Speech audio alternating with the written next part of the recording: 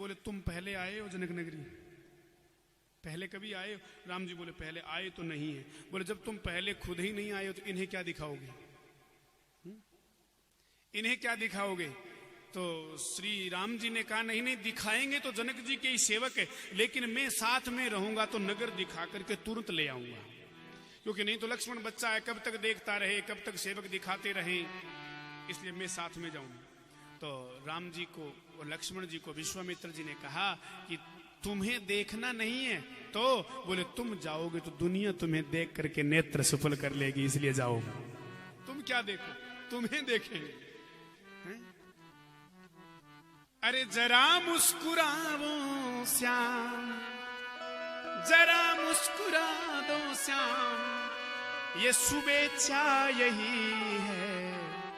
अरे अभी हमने जी भर के देखा नहीं है, अभी हमने जी भर के देखा नहीं,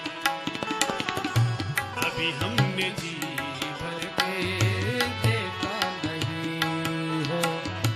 जरा मुस्कुरा दो श्याम, जरा मुस्कुरा दो श्याम, शुभेच्छा यही है।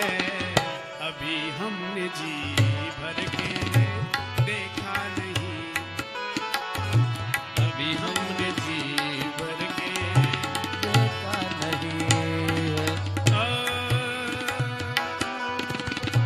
जरा मुस्कुराओ हे वृंदावन बिहारी, जरा मुस्कुराओ हे वृंदावन बिहारी, तनिक से दिखाओ हे मदन मुरारी, दर से दिखाओ रे मदन मुरारी। बदन बिदु दिखाइए, बदन बिदु दिखाइए, शुभेच्छा यही है। अभी हमने जी भर के देखा नहीं है, अभी हमने जी भर के देखा नहीं है।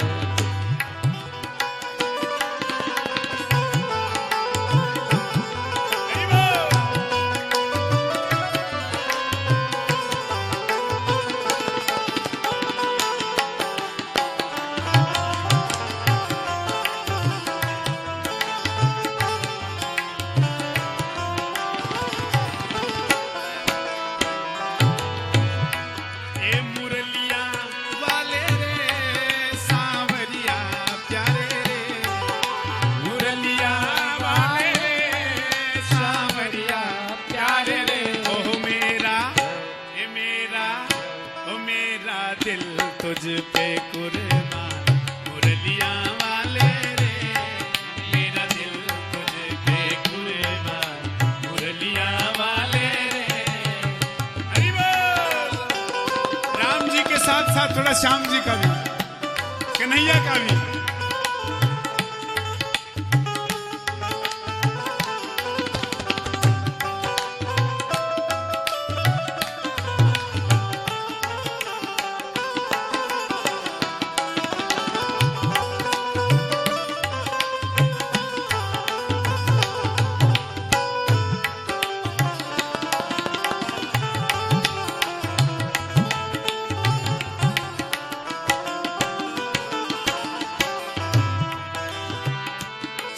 अब कुछ भी कहे ये जमाना, चाहे अब कुछ भी कहे ये जमाना, पागल हुआ है एक तेरा दीवाना, पागल हुआ है एक तेरा दीवाना। नंद लाला प्यारे रे, यशोदा के दुलारे रे, नंद लाला प्यारे रे, यशोदा के दुलारे रे। ओ मेरा मेरा मेरा दिल तुझ पे कुर्बान मुरलिया वाले रे, मेरा दिल तुझ पे। मैंने पहले दिन बताया था ना, यदि ताली बजाओगे तो आपके हाथ की भाग्य वाली रेखा 10वें दिन लंगर में देख लेना, इतनी बड़ी हो जाएगी। हाँ, और नहीं बजाओगे तो भाग्य वाली छोटी और गड़बड़ वाली बड़ी हो जाएगी। हरि बोल।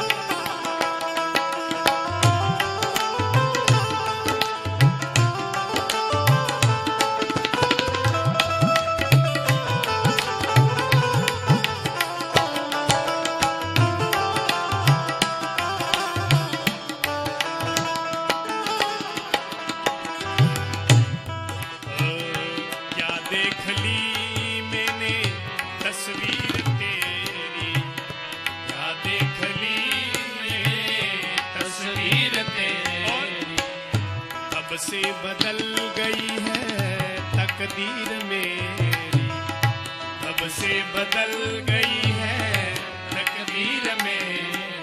श्याम सलोना रे तू कर गयो टोना रे, श्याम सलोना रे तू कर गयो टोना रे। ओ मेरा ओ मेरा ओ मेरा दिल तुझ पे कुर्बान मुरलिया वाले रे, मेरा दिल तुझ पे कुर्बान मुरलिया वाले रे।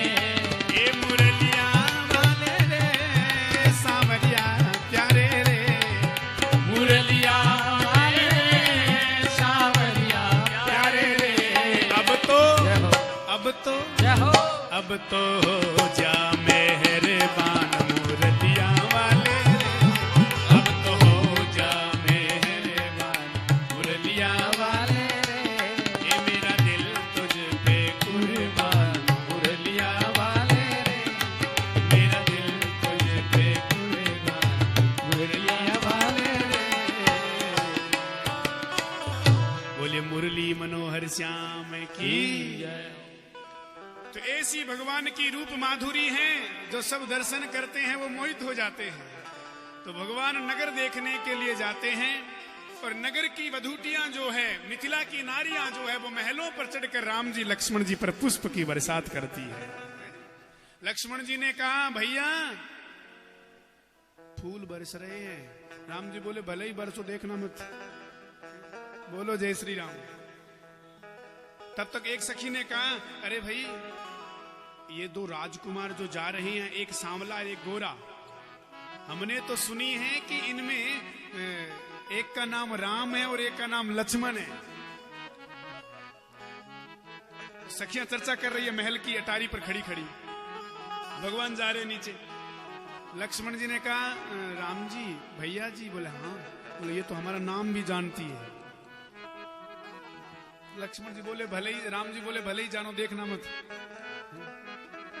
अच्छा तब तक एक ने कहा कि अरे तुम तो नाम जानती हो, हम तो इतना भी जानती हैं कि इनके पिताजी एक ही है, मां दो है। क्यों? क्योंकि हैं सखी जो पीछे चल रहे हैं ने, गोर किशोर बेसुबर काछे, करसर चाप राम के पाछे, लक्ष्मण नाम राम लघु भ्राता, सुनु सखी तासु सुमित्रा माता। ये पीछे वाले की माता जी का नाम सुमित्रा है। तब तक बोले कि लक्ष्मण जी ने कहा भैया ये तो हमारे माता जी पिताजी का नाम और ले रही है, पूरा ही जानती है। लक्ष्मण जी ने कहा, राम जी ने कहा भले ही जानो, मत देखना। अच्छा एक बात बताओ, इतना हमारे कन्हैया जी के टाइम होता तो कन्हैया जी के बारे में इतनी बात होती तो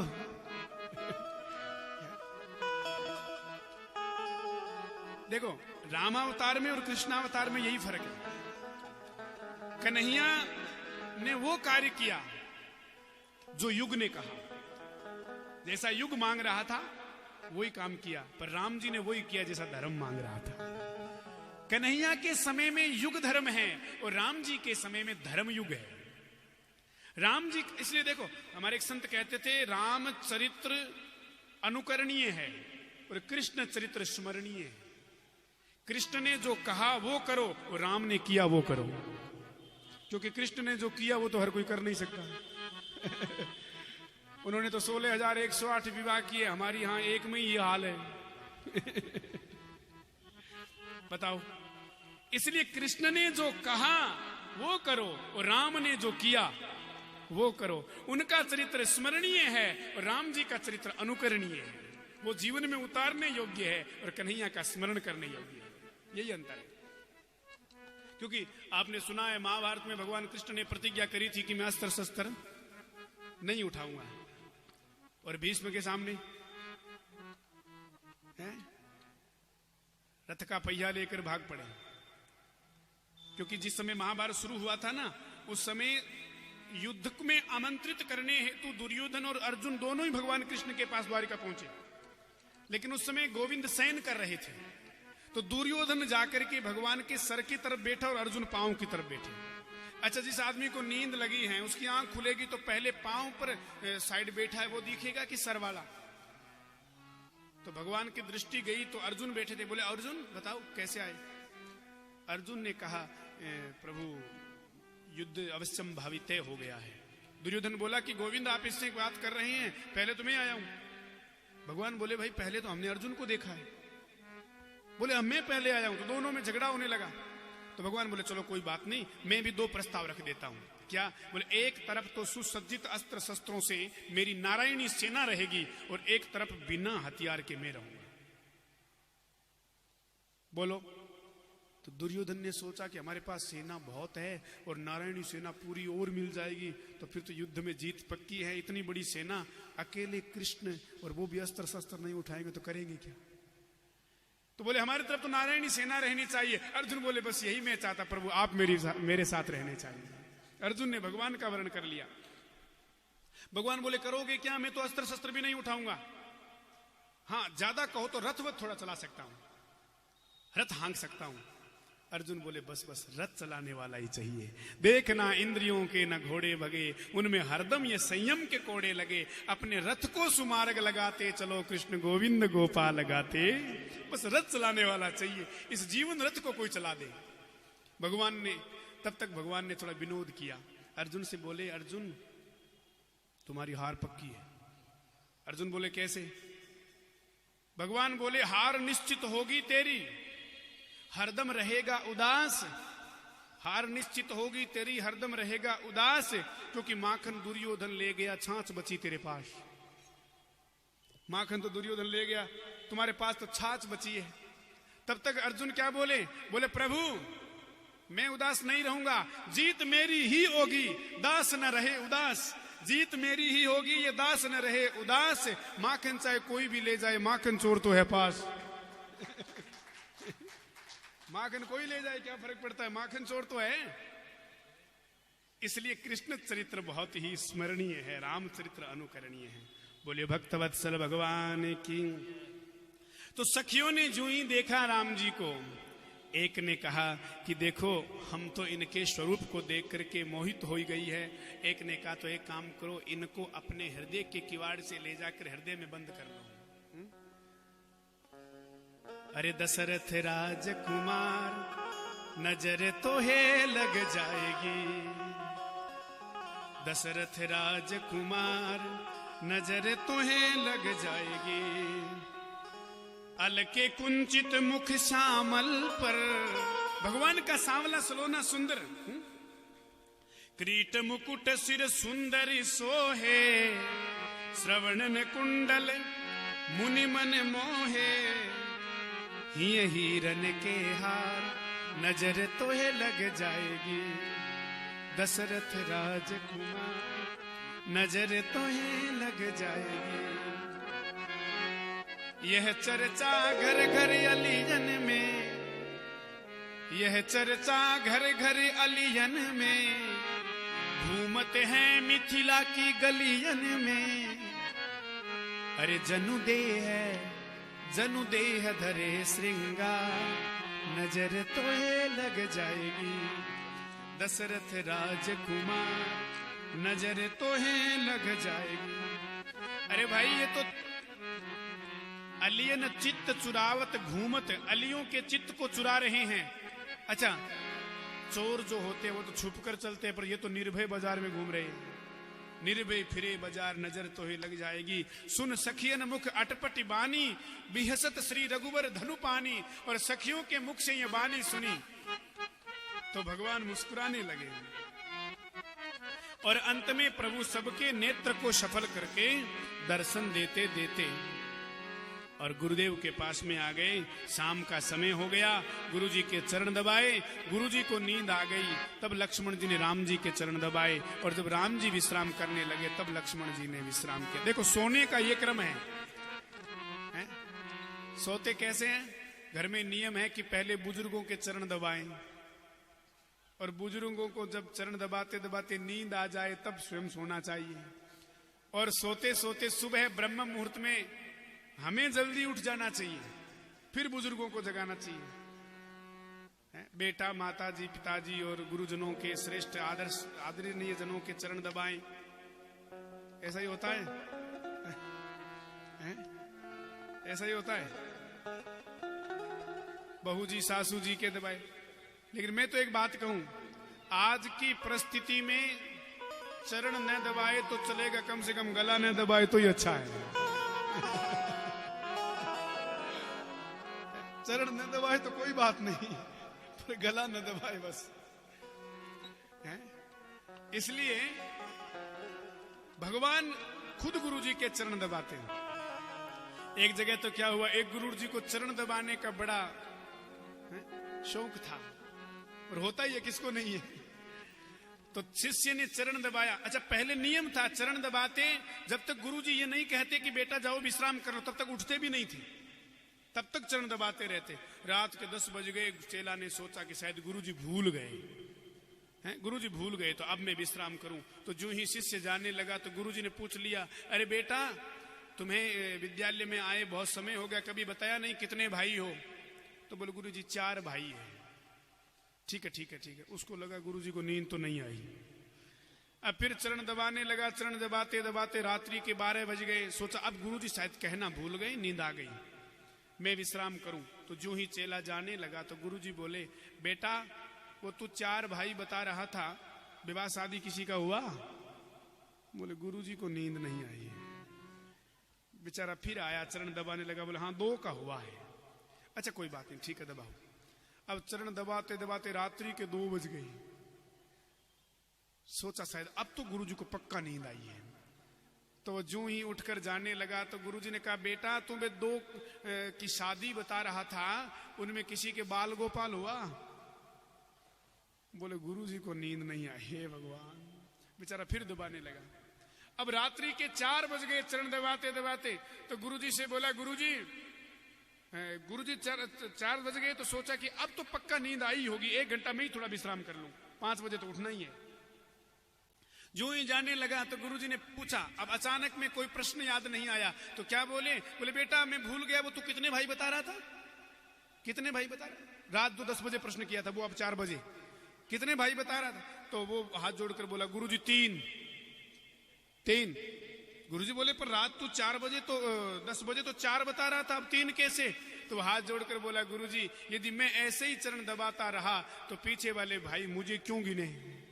क्योंकि मुझे तो आप छोड़ने वाले नहीं है भाई, तो वो 3 मानो बस। बोलो जय श्री राम। वो 3 ही बचेंगे, मुझे तो आप नहीं छोड़ेंगे। तो इस तरह से गुरुदेव की सेवा होती, जनक नगरी में ठहरते। अब कल धनुष भंजन है, भगवान के विवाह की चर्चा है, जानकी जी की विदाई है और बड़ा सुंदर सुंदर प्रसंग है। कल राम जी के वनगमन की कथा भी है। ये सब चर्चा कल हम विस्तार से सुनेंगे। बोले भक्तवत्सल भगवान की जय।